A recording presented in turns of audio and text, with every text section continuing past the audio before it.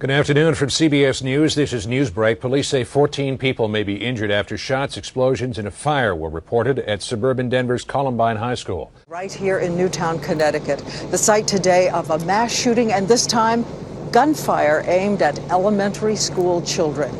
We're here. Two major reports on the shooting at Arapahoe High School were released today. 17-year-old Claire Davis died in that shooting. We begin tonight with the horror playing out near Seattle, Washington, the school shooting, and now we've learned the suspect, a popular high school football player, allegedly opening fire in the cafeteria. Worse, yesterday a gunman killed one person at Seattle Pacific University. Tonight, two other victims are still in the hospital, one in intensive care. Been a terrible shooting. And a shooting at reports about shooting at school shooting in America.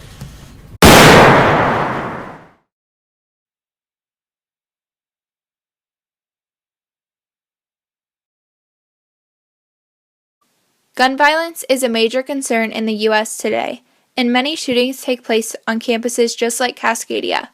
In the years 2013 to 2015, 53% of the school shootings took place in K-12 schools, and 47% took place on colleges and universities. In the schools K-12, 56% of the shootings were done by minors who had guns that were easily accessible at home. From 2013 to 2015, there have been 160 shooting incidents, resulting in 124 injuries and 59 deaths. It's no secret that school shootings are a big problem in this country today. Bullying is one of the main causes of school shootings and is something that has existed for a long time, but is far different from how it used to be, because now a bully can use social media outlets like Facebook or Twitter to commit cyberbullying. Once something is on the internet, it's hard to be removed. Someone that is being cyberbullied is more likely to be triggered to turn to violence. People who are bullied often feel like committing suicide or getting back at the bully by committing a shooting is the best option for them. Mental illness is another reason. There are many different types of mental illnesses which impact people in a variety of ways.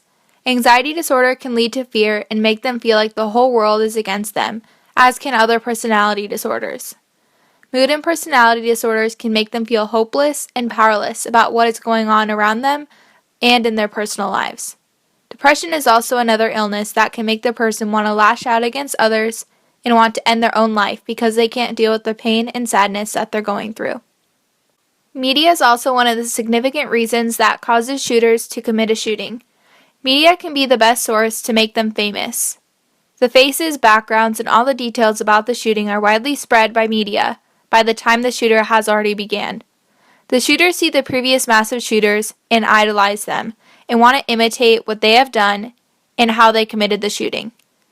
Media contagion effect has been shown to cause more of the shootings than mental illness has.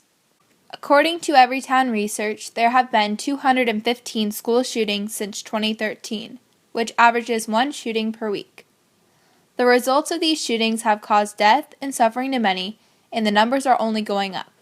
With the increasing number of shootings in the United States, how do we protect ourselves in case of a school shooting, and how can we anticipate a shooting?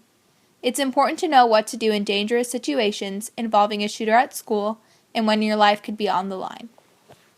Lara Dyer is a youth minister who was in Colorado in 1999 when two students shot and killed numerous people in Columbine High School. Lara was one of the people who acted as emotional support to the community in the wake of the shooting. We had the opportunity to ask Lara questions and hear about her experiences with the community and people who were directly impacted by the Columbine shooting.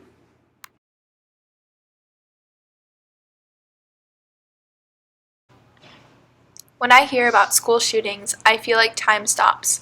I get very emotional, physically ill, and I quickly try to consume all the details.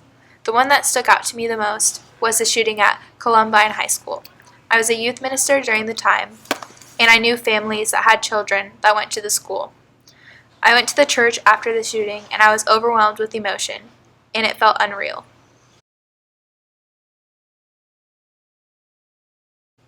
I think that there are two things that could lower school shootings. The first is to help young people develop appropriate coping skills. This is done through offering avenues for dealing with bullying, mental health issues, grief and loss, home stress, and self-identity. The second is to make sure that every young person has a circle of adults who listen to them, who challenge them, nurture them, and who are aware of the things that are going on that they don't share. I think it's important to be real with the kids and talk about real consequences of their choices.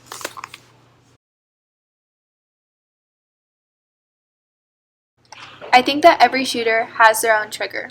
An incident at home, a need for attention, a desire to control the pain in their own life, or revenge. However, I believe that each of them have some characteristics in common as far as motive and that they want purpose and meaning.